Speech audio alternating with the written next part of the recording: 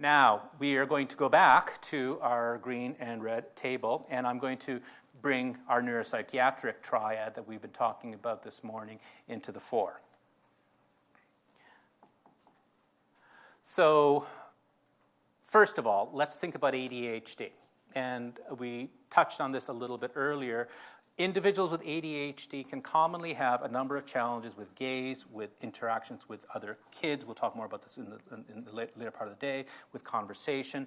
And some kids with early onset ADHD, or not with early symptomatic ADHD, meaning 3 or 4 years of age, don't like to play a lot of representational games. They're not interested in sitting around and developing storylines. They don't do a lot of this imaginative play. And so you often will hear, just in ADHD, the story of a lack of early imaginative play as well. What about the kid who has tics or tic syndromes? And what tics bring to the table here are these repetitive phenomena again. So the sensory behaviors, the ritualistic behaviors. We mentioned some of these tics that he has had.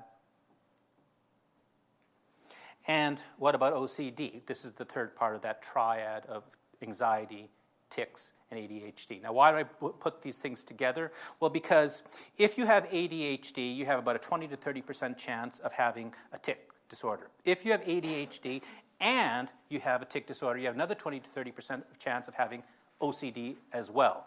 These things travel together. So you are much more likely to have all three. It's very common in the neuropsychiatry clinic for us to see this combination that looks like this, the neuropsychiatric triad, just alone. And what you see here is that it's getting pretty green. It's getting very hard to distinguish just with the ADHD, tic, OCD, neuropsychiatric triad. Now, I mentioned OCD here, but I also said earlier in the previous set of slides that rarely do you see OCD in isolation in kids. You see it in combination with all sorts of other anxieties. So let's put that up there. And let's add that to the table. Now, what we have are all the psychiatric disorders combined. So this is a thought experiment, right? It's a thought experiment. But if you have a kid with the sort of complex neuropsychiatric profile that I'm talking about, with evidence of all sorts of anxieties, ADHD and tics, it is possible that a number of things that look like autism can actually relate to other things. Remember, 10%, so not a small number, had 3 or more psychiatric diagnoses. Okay, it doesn't quite end there. Almost. But we have now autism in all your psychiatric diagnoses. Going back to my initial set of 580 kids, remember I keep saying this, that about 80% of them had developmental diagnoses, and about 15% of those developmental diagnoses were 2 or 3 or more developmental diagnoses. This is the all DD bar that we first started with. What if you combine the two and you overlap the two? What you end up seeing is our ability to discriminate in this complex population of kids with complex developmental problems, complex neuropsychiatric problems, becomes very challenging. The only red bar here is this very unusual behavior that exists probably only in autism or very rarely anywhere else, where a child compensates for the lack of verbal communication through an atypical means. Most people without an autism spectrum disorder, if they do not have verbal language, will compensate by using nonverbal means to communicate, gestures and facial expressions and so forth. Kids with autism tend not to do that. They go a different way. And one of the things they do when they're very young, or can do so when they're very young, is use another person's hand as a tool to communicate. And what this looks like, and parents will remember this 15 years later because it feels very, very odd. They will remember this. If you ask them in the right way, they'll say, oh yeah, no, it just felt like, yeah, I was a machine. They take their hand, they place it on something to mean that they want that. So they put it on the juice and pretend they're, motion the hand to move it, to pour it, meaning that they want juice. Or taking the mom's hand and using it to point as opposed to pointing themselves. This use of another person's hand as a tool. Now, if all of our children had this symptom at some point in their life, you wouldn't need this discussion. The problem is it's not a very high frequency behavior.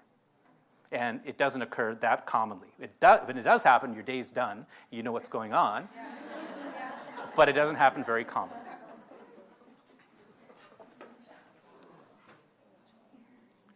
All right. So back to CJ. He gets an assessment of autism, and this is the ADOS. That's what it looks like. You see this boy. He's a kind of a hefty adolescent by this point. Remember, he's put on 30 pounds.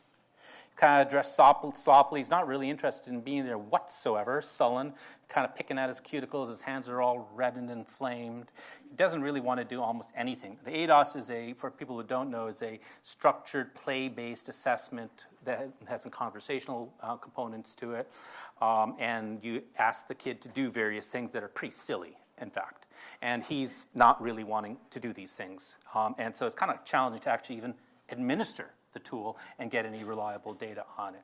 But what you get is that he doesn't meet gaze a lot. He tends to look away as soon as you look at him. But when you kind of catch him out of the corner of your eye, you notice that he's watching you all the time. He's pretty hypervigilant. So he's not using his eyes. He's using his eyes in a particular way. There are a few times when it changes a little bit. He doesn't tend to show a lot of expression. He's kind of like, there's a bit of a lump, not a lot of gesture, doesn't use a lot of hand movements, just kind of flat, as the parents describe him. He does appear tense to you, but when you ask him, are you anxious? Anxious? No. What's that? You see him wrinkling his nose quite a bit, and there's some kind of a throat noise you hear. But you don't see any kind of what we call the stereotype behaviors, the repetitive mannerisms that we would typically associate. And as time goes on during the interview, you start to notice that although initially he was kind of lumpy, he's starting to get more fidgety and restless as time goes on. And you start to notice that you're speeding things up because you know that you're going to lose him if you don't keep things moving at a good pace. Conversation is very challenging. Rarely does he go beyond a question and an answer, and the answer that he gives you is truncated at that. Later in the assessment, there's a brief moment where you bring up a topic, Minecraft in this example, where suddenly he goes, you're a doctor and you know about this? And suddenly he lights up and you have this little interchange for 2 or 3 minutes where he's actually engaged with you in a really interesting really useful conversation where the language improves. You see the language complexity improve, much more complex than anything you've heard previously. You don't hear anything odd in the way he talks about it. There's back and forth. He's interested in you. His eye contact improves. His animation improves. And then it drops and doesn't go anywhere. But that's the best little image you have of him. He's also actually able to talk about it and use Minecraft as a pad or a metaphor to talk about social issues. So he actually brings up himself how different kids have different attitudes towards video games and some of the social issues that go along with it. And you say, okay, well, that's interesting that he has some perspective on it. Language he produces, as I said, generally is age appropriate. He doesn't produce a lot. At times he kind of reverts to this kind of BB tuck sort of way of talking, but it doesn't happen all the time. You don't hear any clear stereotype language from him. He's able to share some of his experiences when we talk to him. He's able to describe how annoying his siblings are, how boring all the kids at school are. He kind of acknowledges school's not going that well, academics are not that great, and the volume of work has really started to increase this year, and that's part of the issue. When you ask him about high school, he kind of says, "Oh, I'm not really going to high school. I haven't told my parents yet. I'm going to be homeschooling." Don't tell them. He says he doesn't like any of the kids at school. That's why he doesn't have any friends. He has lots of friends online. And these are the kids who are playing on his PS3 with him. And you have to kind of know a little bit about this, kind of like they're not really interacting. They're maybe chatting a little bit here. He kind of endorses maybe being a bit shy at times. But that's not why he doesn't have any friends. It's really he doesn't like them. When you ask him about some of the history you get in terms of being scared at night and having trouble sleeping alone, he says, "Oh yeah, no, that was a long time ago." There are some very specific tasks in the ADOS that elicit behaviors that we're looking for. For example, gesture use. So one of the tasks is called the demonstration task, where you ask the kid to pretend that they're brushing their teeth. And one of the purposes of this is to be able to illustrate or to be able to see whether a child can use what's called a placeholder, an imaginary object, and pretend to use it. If you can use a placeholder, it tends to mean that your nonverbal gesture use, things like descriptive gestures, round like this, it was big like this, tends to be more intact. Kids with autism tend not to have that. So this is why we do the demonstration task. He doesn't really want to do it, basically. He's kind of like, yeah, done. right? So you don't really get much of information out of that. Another one of the silly things in the ADOS is you have to do some imaginative play. Remember, he's 13 and hefty. He almost kills you when you bring out the doll and say, could we play a game here? So, diagnosis. Diagnosis is that we did not believe this boy had an autism spectrum. By the way, all these cases are made up. So I have complete control over the outcome. And I'm always right. Because I know. So the diagnosis is that the boy does not have an autism spectrum disorder, but has an anxiety disorder. He has social anxiety disorder, which really contributes to a lot of those early social impairments, the shyness, the avoidance, and over time, these social anxiety behaviors have resulted in more social isolation, lack of social skills, and increased trouble re-entering into the social arena. As well, he's had a lot of unsuccessful attempts. And anybody who's unsuccessful at doing something tends not to want to do it very much anymore. And so he's increasingly disinterested. He also has some evolving components, and we're going to talk more about that again, of anxiety, some of these repetitive anxiety features. But he clearly has this anxiety syndrome. He also appears to have a good deal of challenge with his attention. And we can talk about whether he's hyperactive or not hyperactive, but the bottom line is that his ability to stay on task has become increasingly evident as a problem as he's gotten a bit older.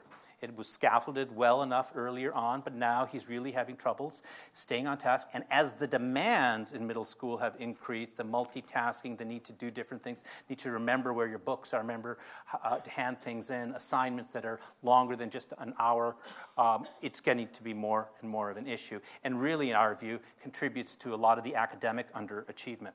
He clearly has a number of motor tics and what we call verbal tics. A motor tic is like this, like that. A verbal tic or a phonic tic is a noise or a sound. Tourette syndrome is a very simple diagnosis to make, actually. It's a very fancy term for a really simple diagnosis, which is you have one motor tic and you have one phonic tic, and for a certain period of time, you meet criteria for Tourette syndrome. That's it. So he meets criteria for Tourette syndrome. It doesn't mean anything more than he has tics. However, it does help us understand some of the other things that are going on with CJ, including some of the repetitive things that have been calling stimming behaviors. He's not stimming, he's ticking. He's having tics that are occurring that are not self-soothing in the sense that they are self-stimulatory behaviors of autism are, but they are coming on frequently. He also has some of those sensory issues. I would argue with you that sensory aversive symptoms are far more common in Tourette syndrome and tic disorders than they are in autism. I would argue with you that Tourette syndrome, by definition, has sensory issues involved with it. At the same time, general thinking these days is that when you think about sensory issues, you think about autism. Not that the two aren't related, but it does help us understand some of those sensory components that are going on for him as well. He already has this established reading disorder and written output disorder, and we also agree that there's some motor issues. Recommendations: treat his anxiety and his ADHD, including consideration of medication treatment. Definitely recommend that he be seen by the psychiatrist on the team and a treatment plan established. And what I mean by a treatment plan is there needs to be a plan, just like a plan that has been developed, for a child with autism. A plan of what are we going to do now, how long is this going to take, what are the objective outcome measures here at 1 year, at 2 years, at 3 years. There needs to be a plan in place so that we know what the options are. An OT assessment is recommended through the school.